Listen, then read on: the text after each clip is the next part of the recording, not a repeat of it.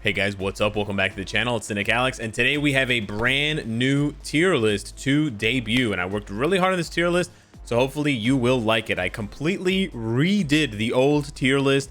I got rid of essentially everything except the characters' names and the character icons. There's actually one more icon that I have yet to add that I will be adding later on, and that is for very high DPS, so just like crazy DPS.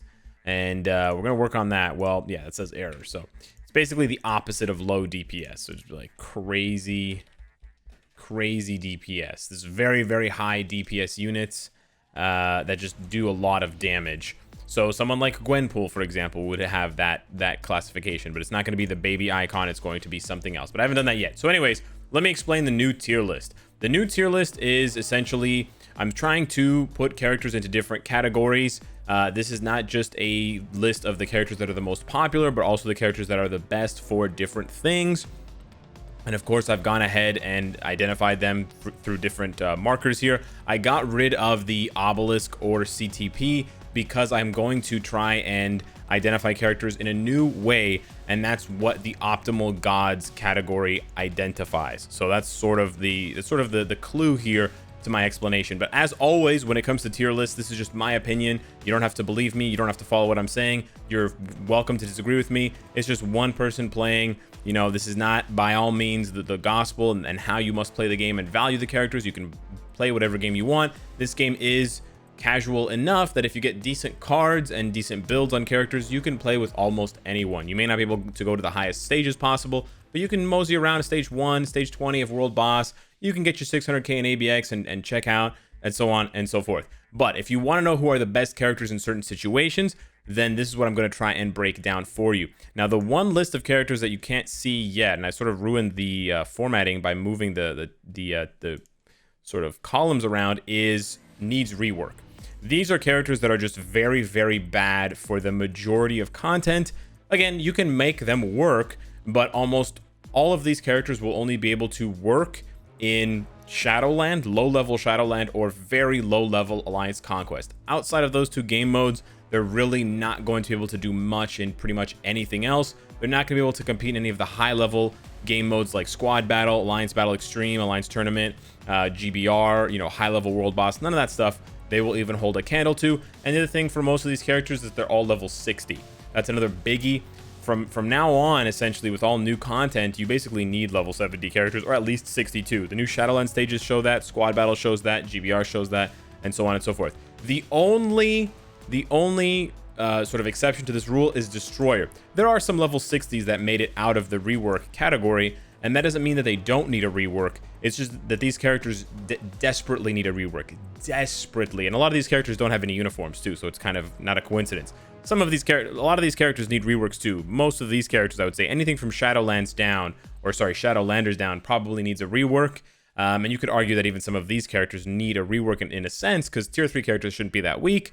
But, you know, this is sort of highlighting really how bad these characters are. The only exception is Destroyer. He does need a rework. He desperately needs a rework. He has a uniform, but he's still level 60. But he can be used in very niche situations for PvP only.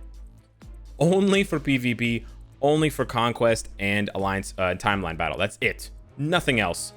Period. Full stop. So he still needs a rework. I'm still putting him in this category. I don't think he deserves to be in any other category. He has a very unique situation. He's a very unique character, or it's a very unique character. But yeah, I sort of had to make that differentiation between Destroyer and anyone else, just for the sake of it making sense. Okay, so that's why Destroyer is not anywhere else, but Destroyer would probably be somewhere in the Shadowlanders if I was going to accurately, well, not accurately, but sort of value him differently. So here we go. This is what I tried to do with the tier list. Support only. These are characters that are very bad, just very, not, they're very, yeah, they are very bad. Not only they're very bad, and they're going to require a lot of investment to make them work at all, but they are almost always just used for their support. Now, their support can come in one of two ways generally. Their leadership or their 4-star or tier 2 passive. So in Warwolf's case, it's his tier 2 passive, which gives you guaranteed crit, and it gives you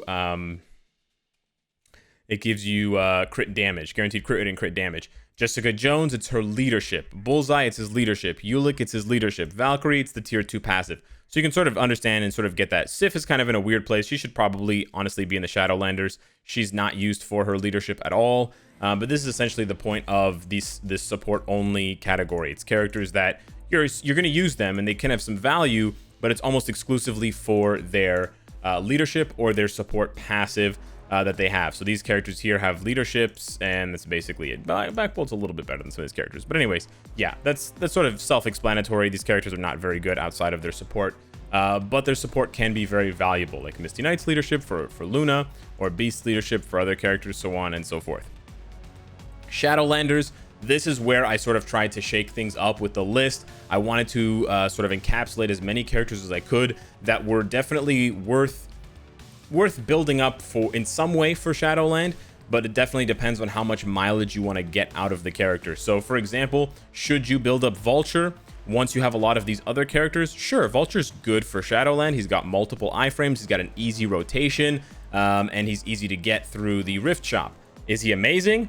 No, but you know, with a minimal build, with a minimal 6-star Vulture, you could do stage 10, 15 of Shadowland pretty easily. Tier 1, maybe you can go a little bit higher. If you invest more into him, he could do stage 30, 40 of Shadowland. So his value can rise dramatically, you know, 10, 20, 30 stages in Shadowland, but he's still just a Shadowlander, right? These characters, even if you max out their build, they're never going to compete on a level with the characters that are here in terms of their ability to do other game modes. So the vast majority of their value comes from their ability to do Shadowland. They may have some other value, like Titania's leadership, or Hela's passive. Like they're not useless characters. They're more than just Shadowland characters, but primarily, week after week, you're just going to use them in Shadowland. You're not really going to play with them outside of Shadowland unless you love the character and you use them in a lot of content, because there are just better characters that do whatever they do just easier and faster and better and with less investment. So that's sort of the idea there with the Shadowlanders. So if you want to look at it another way, the way that the list is also constructed, these characters on this side, maybe not these ones, but the characters on the right side require the most investment and will give you the least return on your investment. They can still give you a decent return. Like you can still go to a pretty high stage of World Boss Proxima with Gorilla Man, but you're going to need to pump a lot of resources into Gorilla Man to make him work. On the flip side, you don't have to pump many resources into these characters to make them work in a lot of game modes. So least investment, most return, least return.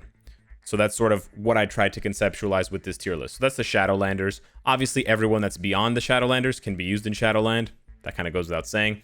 And then we have solid unit. I know it's pretty generic, solid units, but these are essentially just characters that are very good, but they don't have any one thing that they are, you know, top at.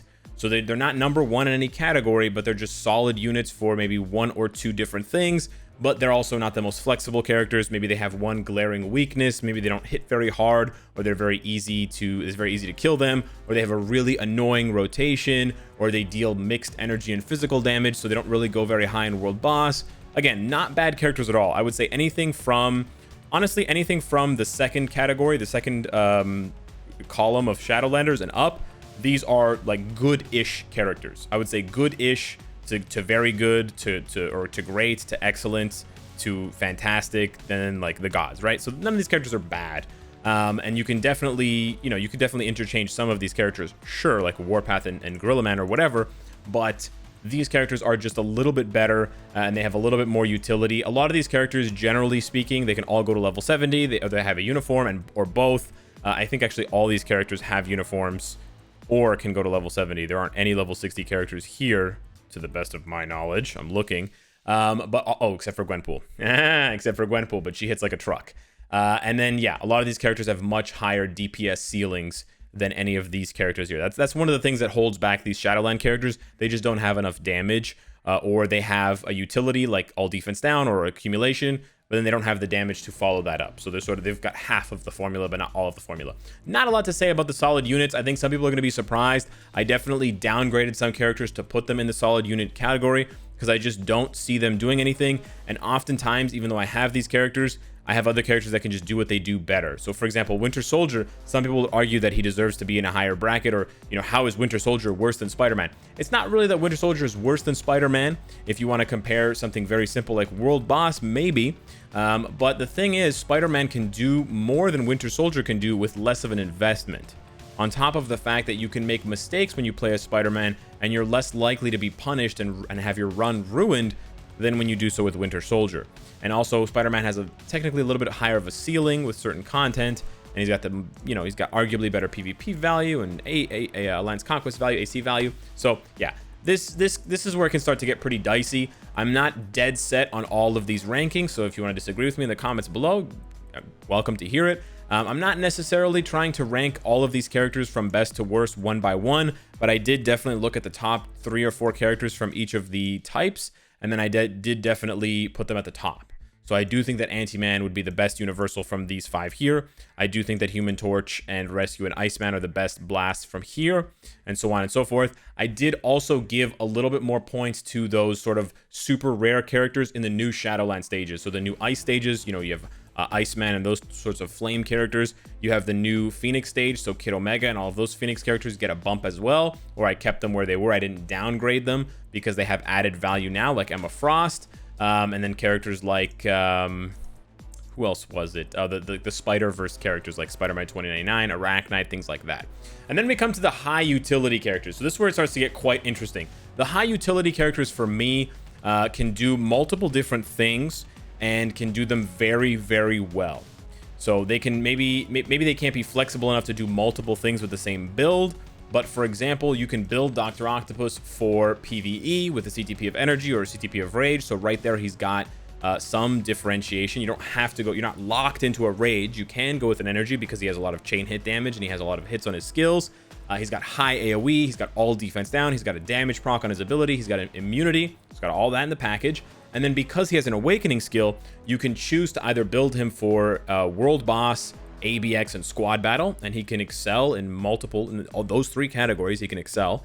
Or you can build him for something like AC, and he can actually do well because of the way that awakening characters work in AC.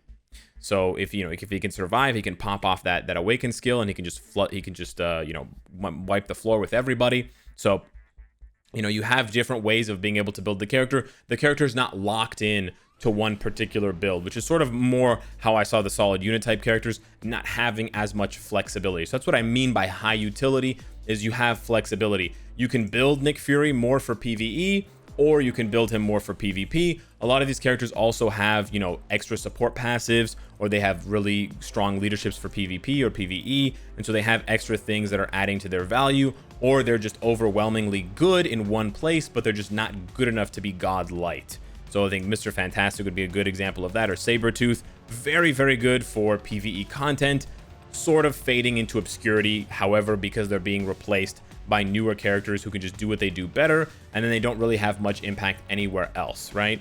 Why would I use Sabretooth when I can use a much safer Gladiator, or I can use a much safer Hulk and just dial it down 10 stages or whatever, right? Or I can use different strikers and so on and so forth. So yeah, that kind of just goes without saying. A lot of the more recent characters are in this category. You can see She-Hulk, Red She-Hulk, Abomination, and Cho all sort of land here. They're very good characters. Like, you can't, none of these characters are bad, but you stop there, right? When you're explaining the character and you're thinking about it, you're like, yeah, the character's really good, but yeah. And so they sort of fall into that category of, they definitely have use. So if you need them for this specific use or this specific use, get them. But if you don't care about those things, you may not need these characters, right? This still sort of falls into the category of, you don't necessarily need these characters. There's a lot of characters on this list. It's a very powerful list of characters. These are very, very good characters. And then we come to God Light. And God Light is essentially just not good enough to be optimal gods. So I think it's a better explanation of what God Light is would just be to explain what optimal gods are. No sacrilegiousness intended. So what do I think optimal gods are? The way that I looked at this character, the way that I thought about it, I was walking my dog, I was walking Bacon, and I was like, how can I rework this tier list, right? What does Omega tier mean, right? When people tell me like this character deserves to be Omega tier, and I sort of scratch my head and I'm like, well, I don't think I'm doing a very good job of really pinpointing what the final tier should be. In any tier list, the very highest tier, it needs to be like the pinnacle. There needs to be like a shining beacon of hope and power.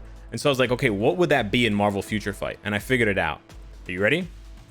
Optimal gods are characters that even with a shitty build will impress you.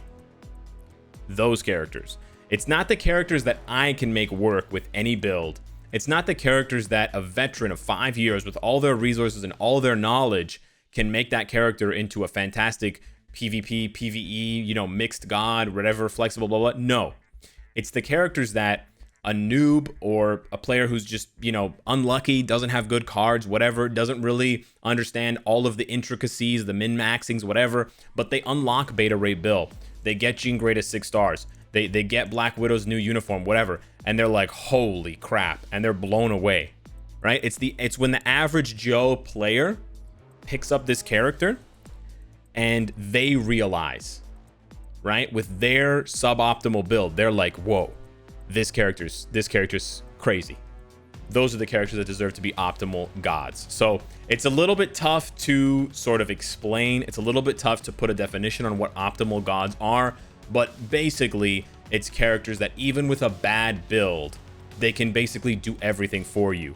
Now, they're also extremely good characters for almost any piece of content, and also most of these characters can be dual builds, i.e. you give Hulk a regen and he can do world boss and, you know, a PvP, and he can get you 1 million or 2 million, 3 million in ABX to get you some rewards.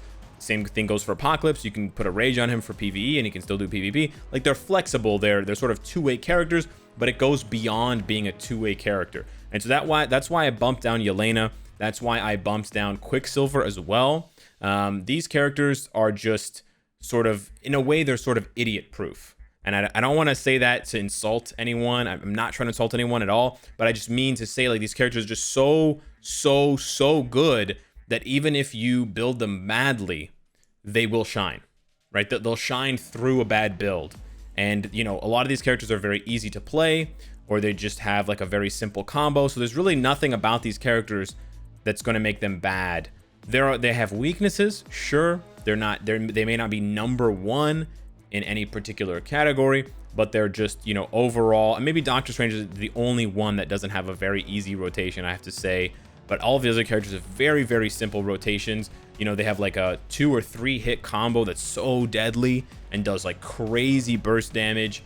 But all of these characters are flexible to build for PvP and PvE with the same build and have all those other things. So I was really, really happy. I think I really hit on something special. Hopefully I'm right. Hopefully you guys agree. But yeah, let me know in the comments down below if you think that this is a good jumping off point for this tier list. I think it will be. I'm crossing my fingers that it is, but let me know if it's not. So yeah, basically all of these godlike characters just aren't optimal gods for one reason or another. They don't have enough damage. Their skill rotation is very complicated. They need a very specific build, like Thanos. He needs a very specific build to shine. And if you have a bad build, he's just gonna be bad. Like if you ask veterans who have been playing for just less than 2 years, so they weren't around long enough to really understand the sort of PvP tier 3 meta, and you ask them how their Thanos does if they rush to build Thanos because of Endgame, and they'll say, he was terrible. When I maxed out Thanos, he was garbage, but then I learned how to build him and he turned into this amazing character. So it's that sort of thing that makes these characters god-light, but not gods, not optimal gods. Luna Snow, it's her rotation, right? It's just, can be very, very annoying, and so on and so forth. So yeah, hit me up in the comments down below. Let me know what you think of the brand new tier list. Sorry for babbling so much, but I'm actually really hype about this. I hope it helps people, and I hope it gets people talking and gets people excited about the game again. I hope that the game will, you know, will thrive. I really hope that the second half of 2020 is going to be, you know, home run after home run for Marvel Future Fight. So yeah, let me know in the comments down below. Thank you so much for watching, and I will see you in the next one. Take care.